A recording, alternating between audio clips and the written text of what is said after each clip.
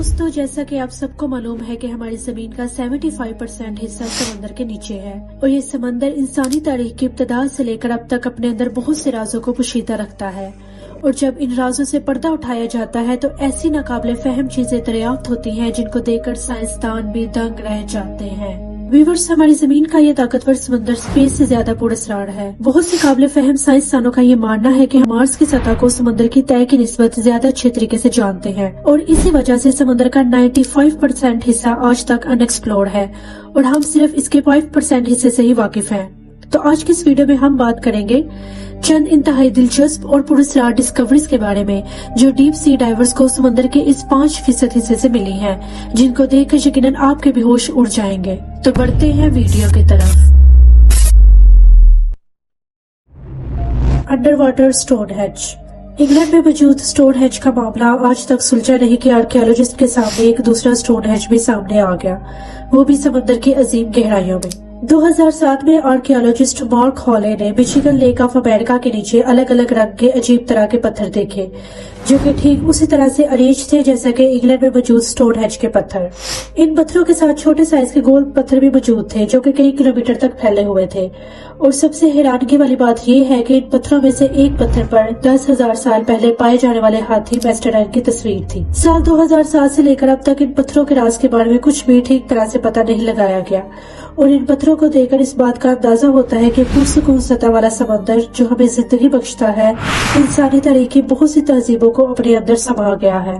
Under water alien. क्या हो कि अगर आप समुद्र में स्कूबा डाइविंग कर रहे हो और अचानक से आपको अपने सामने गहराई में एलियन शेप का स्टैचू नजर आए तो आपका रिएक्शन क्या होगा?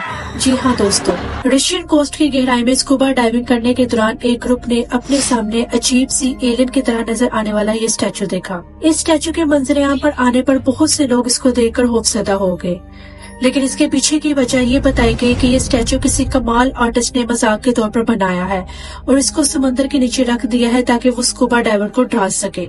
लेकिन आज तक किसी भी आर्टिस्ट ने इस स्टैचू की जिम्मेदारी कबूल नहीं की और ये कोई नहीं जानता कि ये स्टैचू किसने बनाया है और इसको समंदर के नीचे रखने की वजह क्या हो सकती है। और फिश। समंदर में 600 फीट गहराई में मछली की एक ऐसी किस्म भी पाई जाती है जिसको देखना भी जापान में बहुत हराम समझा जाता है। इसको जाइंट ऑरफिश कहा जाता है।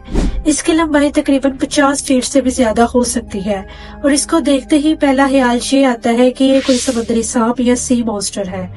हाल ही में ताइवान के रिफॉर्म कोस्ट में स्कूबा डाइवर्स को ये मछली शैलो वाटर में दिखाई दी, जो कि काफी रेयर था क्योंकि ये मछली अमूमी तौर पर समुद्र की गहराई में रहती है।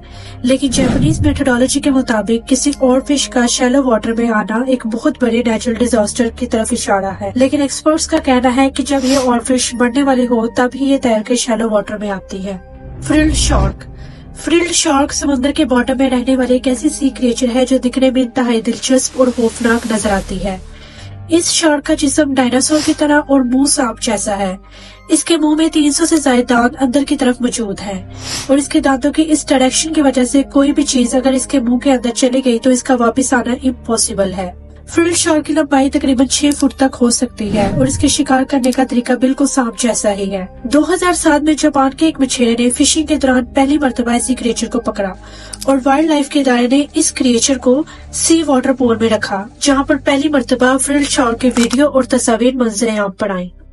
उम्मीद है कि आपको हमारी ये वीडियो पसंद आई होगी। तो मिलते हैं आपके साथ एक अगली वीडियो में।